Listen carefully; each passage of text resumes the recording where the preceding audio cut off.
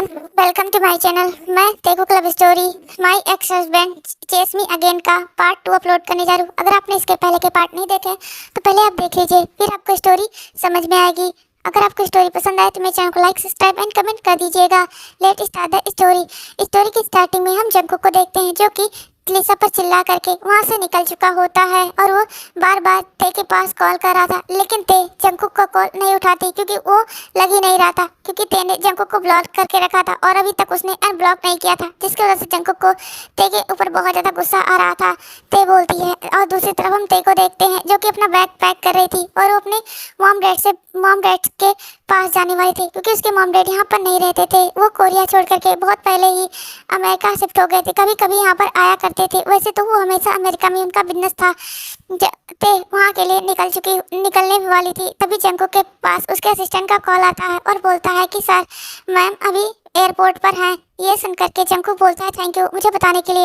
ऐसा बोलते हुए जंकुक अपनी कार में बैठता है और वहाँ से निकल जाता है। जल्दी वो एयरपोर्ट पर पहुँचता है, लेकिन उससे पहले ही ते का फ्लाइट टेक ऑफ कर जाता है। ये देख करके जंकुक अपने ऊपर बहुत ज़्यादा ही रिग्रेट फील कर रहा था कि उसने ते को इतना मिसअंडरस्टैंड क्यों किया, उसे अपने आप से दूर क्यों जाने दिया। जिसके बाद जंकुक अपने घर आ जाता है और वो बहुत ज़्यादा ही गुस्से में था। तभी उसके सामने यूमिन आ जाता है। यूमिन को देख करके जंकुक बोलता है तुम्हें अपना लंच कर लेना चाहिए।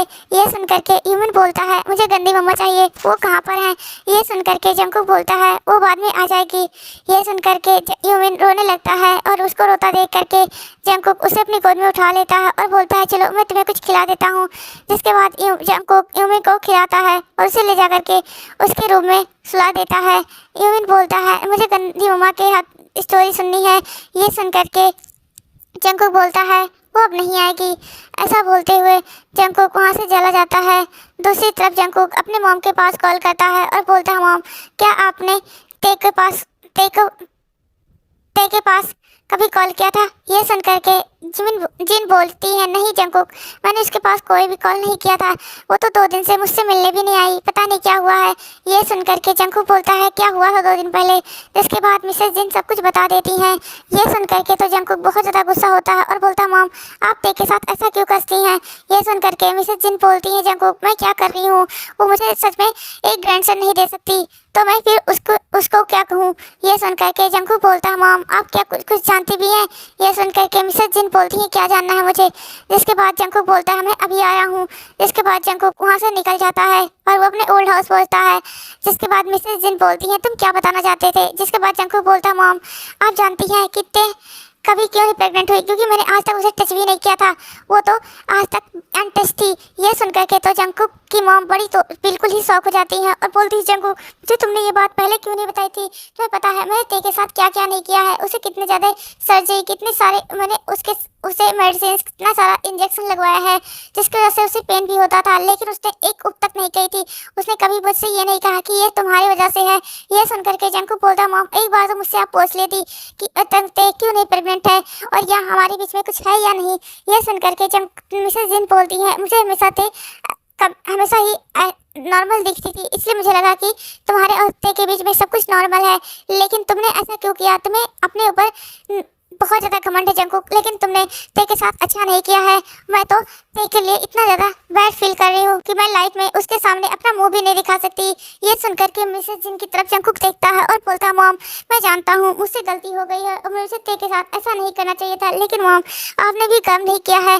तभी वहाँ पर मिस्टर नामजुन आ जाते हैं। नामजुन बोलते हैं क्या हुआ। जिसके बाद जंकुक सब कुछ बता देता है। ये सुन करके नामजुन बोलते हैं जंकुक तुमने ये क्या किया। अभी तो मुझे पता नहीं समझ में नहीं आया था कि मिस्टर किम ने हमारे साथ सारे प्रोजेक्ट और सारे कॉन्ट्रैक्ट को ख़त्म क्यों कर दिया है। ये सुन करके जंकुक बोलता है डैड ये क्या बोल रहे हैं आप। तो बोलते हैं कि हाँ हमारी कंपनी के साथ जितना भी कॉन्ट्रैक्ट मिस्टर किम कर रहे थे वो सारे वो कॉन्ट्रैक्ट ख़त्म कर चुके हैं और जो प्रोजेक्ट स्टार्ट था वो भी प्रोजेक्ट उन्होंने छोड़ दिया है। ये सुन करके तो जंकुक पूरी तरीके से शॉक हो जाता है और बोलता है वो लोग ऐसा कैसे कर सकते हैं। तो ये सुन करके नामजुन बोलते हैं तुम्हें नहीं पता था ये कॉन्ट्रैक्ट मैरिज थी, जिसकी वजह से ये हमारे कॉन्ट्रैक्ट और उनके कॉन्ट्रैक्ट एक दूसरे के साथ शेयर होते थे, और अगर ये शादी ही नहीं रही तो ये कॉन्ट्रैक्ट कैसे रहेगा। और तुमने सच में एक बहुत बड़ी बात की है, एक बार हमसे पूछ तो लेते।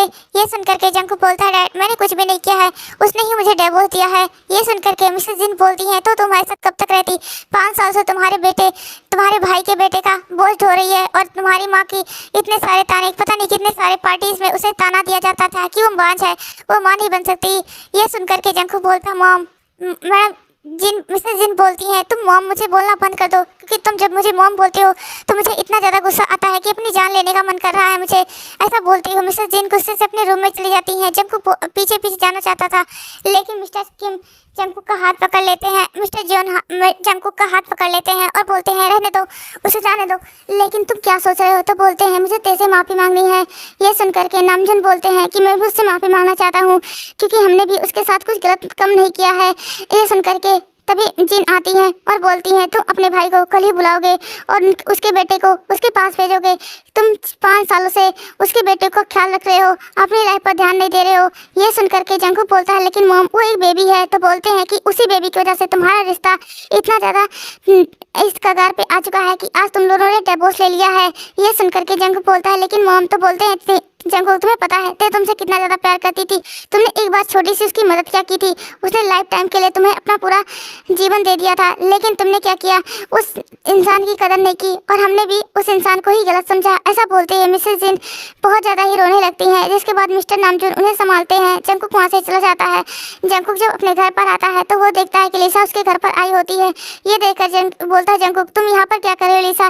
लिसा बोलती है जंकुक मैं तुमसे मिलने के लिए आई थी और मैं बेबी ह्यूमन से मिलने के लिए आई थी। ये सुनकर के जंकुक बोलता है तुम्हें यहाँ पर आने की जरूरत नहीं है क्योंकि ये मेरा घर है। ये सुनकर के जंकुक बोलता है लिसा बोलती है लेकिन जंकुक मैं तो तुम्हारी बेस्ट फ्रेंड हूँ ना, और मैं तुम्हारे कभी भी घर पर आ सकती हूँ, तुमने ही कहा था। ये सुनकर के जंकुक को याद आता है कि जब ते ने उसे कहा था कि तुम ये हमारा घर है और यहाँ पर ऐसे ही कोई नहीं आ सकता बिना मेरी परमिशन के, तब ते जंकुक ने कितना ज़्यादा उसे सुनाया था कि ये मेरी बेस्ट फ्रेंड है और ये कहीं भी आ सकती है। ये सुनकर के ते को कितना ज़्यादा हर्ट हुआ होगा। ये सुनकर के जंकुक बोलता है लेकिन लिसा अब तुम यहाँ पर मत आना, और यूमिन को मैं कल उसके घर भेज रहा हूँ, तुम्हें यूमिन से भी मिलने की कोई ज़रूरत नहीं है। ये सुनकर के लिसा बोलती है लेकिन जंकुक तुम यूमिन को कहाँ भेज रहे हो। तब जंकुक बोलता है उसके घर, उसके मॉम डैड के पास। ऐसा बोलते हुए जंकुक लिसा के सामने ही सुगा और जिमिन के पास कॉल करता है। जब सुगा कॉल उठाता है तब सुगा से बोलता है जंकुक कि भाई मैंने आपके बेटे का बहुत ज़्यादा ध्यान रख लिया, अब आपको अपने बेटे को अपने पास रखना चाहिए, उसे भी पता चलना चाहिए कि उसके मॉम डैड कौन है। ये सुनकर के सुगा बोलता है लेकिन जंकुक अभी मेरा काम नहीं खत्म हुआ है। ये सुनकर के जंकुक बोलता है भाई आप 5 सालों से यही बोल रहे हैं, अब मैं आपके बेटे का और ध्यान नहीं रख सकता। ये सुनकर के सुगा बोलता है ठीक है मैं अपने असिस्टेंट को कल भेज दूंगा, वो वहाँ से यूमिन को लेकर चला आएगा। ये सुनकर के जंकुक बोलता है भाई ये ठीक रहेगा। जिसके बाद सुगा कॉल कट कर देता है। तभी जिमिन बोलती है क्या हुआ सुगा। सुगा बोलता है कि जंकुक ने यूमिन का ध्यान रखने से मना कर दिया। ये सुनकर के सुगा जिमिन बोलती है लेकिन सुगा अब हम क्या करेंगे, तुम्हें पता है ना कि हम क्या काम करते हैं। तो ये सुनकर के सुगा बोलता है कि बेबी तुम्हें पता है कि मैं तुम्हारे साथ अपने क्वालिटी टाइम को स्पेंड करना चाहता था, इसलिए मैंने यूमिन को जंकुक के पास भेजा था, लेकिन अब जंकुक नहीं रखना चाहता तो क्या हुआ, हम अपने बेटे को ध्यान रख सकते हैं। ये सुनकर के जिमिन जा करके सुगा के गोद में बैठ जाती है और बोलती है लास्ट टाइम हम ऐसा खुले में रोमांस कर सकते हैं, नहीं तो हमें फिर एक दायरे में बनना होगा। ये सुनकर के जंकुक सुगा बोलता हाँ बेबी, जिसके बाद उनका रोमांस शुरू हो जाता है। दूसरी तरफ जंकुक जो कि अपने रूम में होता है और वो ते को मिस कर रहा था, किस तरह उसे ते हमेशा सेड्यूस किया करती थी, उसे उसके क्लोज आने की कोशिश किया करती थी, किस तरह उसे ब्रेकफास्ट पूछा करती थी, यही सब कुछ सोच रहा होता है। और जंकुक हमेशा किस तरह उसे रूडली जवाब दिया करता था और कितनी बार उसने ते के ऊपर हाथ भी उठाया था सिर्फ यूमिन के लिए, ताकि यूमिन को कोई चोट ना पहुंचाए। ये सब कुछ सोचते हुए जंकुक बहुत ज़्यादा अपने ऊपर रिग्रेट फील कर रहा था। दूसरी तरफ हम ते को देखते हैं जो कि अपने घर पहुंच चुकी थी और उसने वो मिस्टर किम बोलते हैं ते तुम कितनी ज़्यादा पतली हो चुकी हो बेटा। ये सुनकर के ते बोलती है डैड अब मैं आपके पास आ चुकी हूँ ना, अब मैं बहुत ज़्यादा मोटी हो जाऊँगी। ये सुनकर के मिस्टर किम बोलते हैं ठीक है चलो तुम कुछ खा लो, पहले तो फ्रेश होकर आओ, तब तक हम तुम्हारे लिए मैं अपने हाथों से तुम्हारी मॉम के साथ तुम्हारा फेवरेट डिश तैयार करता हूँ। ये सुनकर के ते बोलती है ठीक है डैड। जिसके बाद ते वहाँ से अपने रूम में चली जाती है और वो रूम में जल्दी से फ्रेश होकर के नीचे आती है। तब वो देखती है उसके डैड ने उसके मॉम ने उसका फेवरेट सारे डिश तैयार करके रखे हैं। ये देख करके ते स्माइल करती है और बोलते थैंक यू डैड मेरे लिए इतना सब कुछ करने के लिए। ये सुन करके मिसेस किम बोलती हैं तुम मेरी जान हो बेटी, तुम्हारे लिए तो हम कुछ भी कर सकते हैं। ये सुनकर के मिस्टर किम बोलते हैं हाँ तुम्हारी माँ ने सच में कहा और तुम कुछ भी तुम्हें चाहिए तो अपने डैड अपने मॉम को बताना। ये सुन करके ते बोलती है कल मैं अपने दोस्तों के साथ पार्टी करने के लिए जाऊंगी डैड। ये सुन करके ते की तरफ मिसेस किम देखती है और बोलती है कोई बात नहीं। जिसके बाद ते अच्छे से अपना सब कुछ खत्म करती है और वो अपने रूम में रेस्ट करने के लिए चली जाती है। ऐसे ही दूसरा दिन होता है और ते जो कि अपने दोस्तों के साथ पार्टी करने के लिए आ चुकी थी एक क्लब में, और वो लोग बहुत ज़्यादा एंजॉय करते हैं, मस्ती करते हैं। तभी ते की दोस्त बोलती है ते मुझे तो पता चला था तूने शादी कर ली है, लेकिन तू यहाँ पर। तब ते उसे सब कुछ बता देती है। ये सुन करके जेनी बोलती है चलो अच्छा है तूने ऐसे हस्बैंड से डिवोर्स ले लिया, ऐसे हस्बैंड होने से अच्छा है कि हम लाइफ टाइम तक सिंगल रहें। ये सुन करके ते बोलती हाँ जेनी। जिसके बाद वो लोग फिर से अपनी पार्टी स्टार्ट कर देती है। तभी ते बोलती है वैसे तेरी दोस्त कहाँ पर है जिसू जो। तो ये सुन करके जेनी बोलती है तुझे नहीं पता उसकी डेथ हो चुकी है, उसके हस्बैंड ने उसे मार डाला था। ये सुन करके तो ते शॉक हो जाती है और बोलती है तो तूने मुझे पहले क्यों नहीं बताया। ये सुन करके वो बोलती है उसके शादी के एक हफ्ते बाद ही उसके हस्बैंड ने ड्रिंक करके घर आया था और उसके साथ कुछ और लोग थे। जिसके बाद वो जिसू को वो बहुत सारा काम कराते हैं, लेकिन उसके हस्बैंड को जिसू के ऊपर उसका गुस्सा आ जाता है क्योंकि उसके हस्बैंड के दोस्तों ने कुछ ऐसी वैसी बातें कर दी थी। जिसके बाद उसी गुस्से में उसी ड्रंक हालत में जिसू को उसने मार डाला था। ये सुन करके तो जंगकुक पूरी तरीके से शॉक हो जाती है और बोलती यार जिसू के साथ ये तो बहुत ज़्यादा गलत हुआ।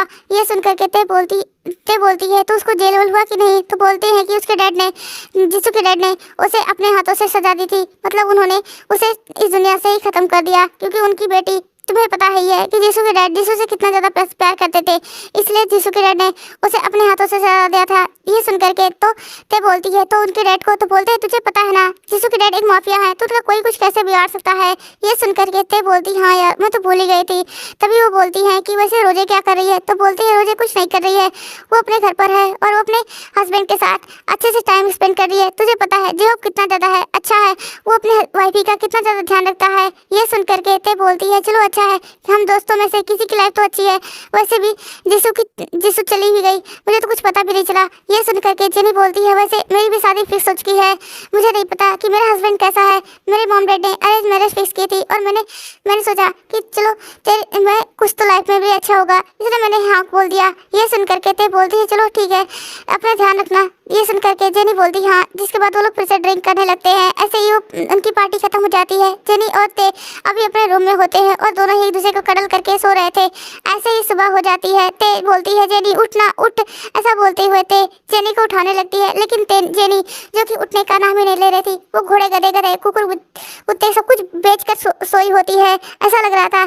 तभी ते एक खींच करके ते को मारती है, जेनी को मारती है। जिसके बाद जेनी ड्राम से नीचे और वो चिल्लाकर बोलती है ते की बच्ची तूने मेरी कमर तोड़ दी। ये सुन करके ते बोलती है और तू घोड़े गधे बेच कर तो मैं अब की एक किक मारी हूँ, पक्का तुझे 2 किक और मारूंगी। ये सुन करके जेनी बोलती है मेरी कमर, ऐसा बोलती हुए नौटंकी करने लगती है। ये देख करके ते बोलती है इतना भी तेज मैंने नहीं मारा था कि तेरी कमर टूट जाएगी, जाकर के फ्रेश हो जा और वहाँ पर मेरे वार्डरोब में मेरे क्लॉथ होंगे तुझे पहन लेना। ये सुन करके जेनी बोलती है ठीक है यार। जिसके बाद जेनी और ते दोनों ही रेडी होते हैं और नीचे आ जाते हैं। तभी मिसेस किम बोलती हैं तो तुम दोनों की पार्टी कल कैसी रही। ये सुन करके ते बोलती है मॉम आपने मुझे पहले क्यों नहीं बताया था कि जिसू की डेथ हो चुकी है। ये सुन करके मिसेस किम बोलती है बेटा तुमने बताया ना कि तुम्हारी लाइफ पहले से ही मैस थी, इसलिए मैं तुम्हें नहीं बता रही थी कि ताकि तुम जिसू के लिए और भी ज़्यादा ना परेशान हो। ये सुन करके ते बोलती है लेकिन मॉम आपको बताना चाहिए था, मैं एक बार तो जिसू को देख सकती थी। ये सुन करके वो बोलती है ठीक है बेटा चलो छोड़ो, जो हो चुका है उसे भूल करके आगे बढ़ना चाहिए। ये सुन करके ते बोलती है मॉम मैं बिजनेस को ज्वाइन करना चाहती हूँ। ये सुन करके मिस्टर किम बोलते हैं ठीक है बेटा तुम्हें जो करना है वो करो। ये सुन करके जेनी बोलती है ठीक है आंट मैं अब घर चलती हूँ। ये सुन करके मिस्टर किम बोलती है थोड़ा और रह लो बेटा, तो बोलते हैं नहीं। इसके बाद जेनी वहाँ से अपने घर चली जाती है। उसके बाद ते भी अपनी कंपनी अपने डैड के साथ आ जाती है। जिसके बाद जब मिस्टर किम अपने सारे एम्प्लॉयज से ते को इंट्रोड्यूस कराते हैं और बोलते हैं आज से यही मेरी बेटी ते ही इस पूरी कंपनी को संभालेगी और आप सब इसे जैसे मुझे ट्रीट करते थे, जैसे मुझे सम्मान देते थे, वैसे ही आपको मेरी बेटी को भी सम्मान देना होगा और उसे इसका हेल्प करना होगा। ये सुनकर के सभी लोग बोलते हैं कि जी बॉस। ऐसे ही ते अपने बिजनेस को संभालने लगी होती है और जैसे उसने बिजनेस संभाला तुरंत ही वो जियोन्स के सारे कॉन्ट्रैक्ट और सब कुछ प्रपोजल को रिजेक्ट कर देती है। यही बात आर्यम जंकुक को बता रहे होते हैं। जंकुक जो कि अपना काम खत्म करने के बाद वो जिसू के घर आई होती है। जब जिसू की मॉम ते को देखती है तो बोलती ते बेटा तुम यहाँ पर। ते बोलती है एंड आप कैसी हो। ये सुन करके जिसू की मॉम बोलती है कैसी हो बेटा, तुम्हें पता है ना ते जिसू हमारी इकलौती औलाद थी। और ये सब कुछ बोल करके वो रोने लगती है, जिसके बाद ते उन्हें शांत कराती है और बोलती है अंकल कहाँ पर है। ये सुन करके जिसू के डैड बोलते हैं बेटा मैं यहाँ पर हूँ। ऐसा बोलते हुए वो बाहर आते हैं। जिसू के डैड जिसू को ते को देख करके उन्हें जिसू की याद आ जाती है और वो रोने लगते हैं। तब ते बोलती है डैड अंकल आपको शांत हो जाना चाहिए, मैं तो हूँ ना। ये सुन करके जिसू के डैड बोलते हैं हाँ बेटा तुम हो। तुम्हारी शादी इसके साथ लाइफ कैसे चल रही है। ये सुन करके ते सैड चुप हो जाती है। तब जिसू के डैड बोलते हैं क्या हुआ बेटा, जिसके बाद ते उन्हें सब कुछ बता देती है। ये सुन करके जिसू के डैड बोलते हैं उनकी हिम्मत कैसे हो गई मेरी बेटी को परेशान करने की, मैं उन्हें छोड़ूंगा नहीं। ये सुन करके ते बोलती है डैड ऐसा कुछ अंकल ऐसा कुछ करने की जरूरत नहीं है, मुझे जो करना था मैं कर चुका हूँ। मैंने उन्हें डिवोर्स दे दिया है और उन्हें अपनी लाइफ से बाहर निकाल चुकी हूँ, मैं दोबारा मुड़कर वहाँ पर नहीं जाना चाहती। ये सुन करके जिसू के डैड बोलते हैं ठीक किया तुमने, ऐसे इंसान को तो अपनी लाइफ में रखने से अच्छा है कि उन्हें अपनी लाइफ से दूर ही कर दें। जिसू ने भी मुझे पहले बताया था कि होता तो ये सब कुछ नहीं होता, आज वो हमारे बीच में होती। ये सुन करके ते बोलती है ठीक है अंकल अब मैं घर चलती हूँ, आप लोग अपना ध्यान रखिएगा, मैं फिर मिलने आप लोगों से आऊँगी। ये सुन करके जिसू की माँ बोलती है बेटा जल्दी जल्दी आते रहना, तो मैं तुम्हें देख करके अच्छा लगता है। ये सुन करके ते बोलती ठीक है आंट। ऐसा बोलती हुए ते वहाँ से चली जाती है। जिसके बाद वो घर पहुँचती है तब मिसेस किम बोलती है कि ते तुम कहाँ चली गई थी। जिसके बाद ते उन्हें बताती है कि वो जिसू से मॉम डैड से मिलने गई थी। ये सुन करके वो बोलती हैं कि उनकी लाइफ तो पूरी ख़त्म हो चुकी है, उनकी इकलौती संतान जो उनकी ते थी उनकी जिसू थी वो भी ख़त्म हो चुकी है। ये सुन करके वो बोलती है ठीक है मॉम मैं फ्रेश होकर आती हूँ। जिसके बाद वो फ्रेश होने के लिए चली जाती है। उसके बाद ते फ्रेश होकर के नीचे आती है, सभी लोग डिनर करते हैं। डिनर करने के बाद ते अपने रूम में सो रही थी, तभी ते का फ़ोन बजता है। ते फ़ोन उठाती है तो वो जंकुक के असिस्टेंट का कॉल होता है। जंकुक के असिस्टेंट ने ते के पास कॉल किया था। ते बोलती हेलो, तभी असिस्टेंट बोलता है मैम जंकुक सर की बहुत ज़्यादा तबीयत खराब है, वो आपसे मिलना चाहते हैं। ये सुन करके ते बोलती है मुझे किसी से नहीं मिलना, मैं कोई डॉक्टर नहीं हूँ जो मैं तुम्हारे बॉस की तबीयत ठीक कर सकती हूँ। अगर तुम्हारे बॉस की तबीयत खराब है तो उसे हॉस्पिटल लेकर जाओ, मेरे पास क्यों कॉल कर रहे हो। ये सुन करके असिस्टेंट बोलता है लेकिन मैम तो बोलते हैं प्लीज़ दोबारा कॉल मत करना। ऐसा बोलती हुए ते कट कर देती है। तभी उसके पास मिसेस जिन का भी कॉल आता है। ते जिनका कॉल देख करके तुरंत ही कट कर देती है, वो तो उठाती ही नहीं है और वो बोलती है कि आप लोग अब मेरे पास क्यों कॉल कर रहे हो, आप लोगों को लगता है नई नौकरानी नहीं मिली इसलिए मुझे कॉल कर रहे हो। ऐसा बोलते हुए ते उस कॉल को कट करके अपने फ़ोन को स्विच ऑफ कर देती है और वो आराम से सो जाती है। सुबह होती है और ते उठती है, अपने फ़ोन को देखती है जो उसने स्विच ऑफ करा था। तो उसके बाद वो उसे पहले चार्जिंग पर लगाती है, उसके बाद उसके स्विच ऑफ को खोलती है। उसके बाद वो फ्रेश होने के लिए चली जाती है। फ्रेश होकर के वो बाहर आती है, तब वो अपने फ़ोन पर देखती है जहाँ पर मिसेस किम के बहुत सारे कॉल होते हैं, मिसेस जिन के बहुत ज़्यादा कॉल होते हैं। ये देख करके ते कॉल उठाती है और उन्हें फ़ोन करती है, बोलती हेलो। तभी मिसेस जिन बोलती है ते बेटा प्लीज़ एक बार जंकुक से मिल लो, जंकुक की तबीयत बहुत ज़्यादा ख़राब है, उसने यूमिन को भी उसके मॉम डैड के पास भेज दिया है प्लीज़। ये सुन करके ते बोलती है आंट प्लीज़ मुझे दोबारा कॉल मत कीजिएगा क्योंकि मैं आप लोगों की लाइफ में कोई भी इंटरफेयर नहीं करना चाहती और आप भी लोग मेरी लाइफ में कोई भी इंटरफेयर प्लीज़ मत कीजिए। ये सुन करके मिसेस किम बोलती हैं, मिसेस जिन बोलती है लेकिन ते बोलती है प्लीज़ आंट मुझे अपनी लाइफ में शांति से रहने दीजिए क्योंकि मैं आप लोगों के चक्कर में अब दोबारा नहीं पढ़ना चाहती, क्योंकि मैं अपनी लाइफ को एक स्मूथ तरीके से जीना चाहती हूँ। ऐसा बोलते हुए ते कॉल कट कर देती है। दूसरी तरफ जंकुक को ये सब कुछ सुनाई दे रहा था। जंकुक बोलता मॉम वो मुझसे मिलने नहीं आएगी क्या। ये सुन करके मिसेस जिन बोलती हैं कि तुमने उसके साथ बहुत अच्छा नहीं किया था कि वो तुमसे मिलने के लिए आएगी। ऐसा बोलते हुए मिसेस जिन उसके ऊपर चिल्लाती हैं। तब जंकुक बोलता है तो मैं ठीक है उससे खुद मिलने जाऊंगा और उससे माफ़ी मांगूंगा। ये बोल करके जंकुक उठने लगता है। तभी मिसेस किम बोलती है पहले ठीक तो हो जाओ फिर जाना। ऐसा बोलते हुए मिसेस जिन वहाँ से चली जाती हैं। जंकुक बोलता थे तुम मेरा इंतजार करना, मैं जल्दी तुमसे मिलने के लिए आऊँगा और तुम्हें तो मुझसे माफ़ करना ही होगा। ऐसा बोलते हुए जंकुक अपनी हालत पर ध्यान देने लगता है। धीरे धीरे टाइम बीतता जाता है, जंकुक ठीक हो जाता है। अब हम आगे की स्टोरी बाद में देखेंगे कि जंकुक कैसे माफ़ी मांगता है और मिसेस जिन भी तो क्या उसे ते माफ़ कर देती है और जंकुक की लाइफ में वापस आ जाती है या ते कुछ और करती है। आगे की स्टोरी देखने के लिए मेरे चैनल को लाइक सब्सक्राइब एंड कमेंट कर दीजिएगा। Thanks for watching this story.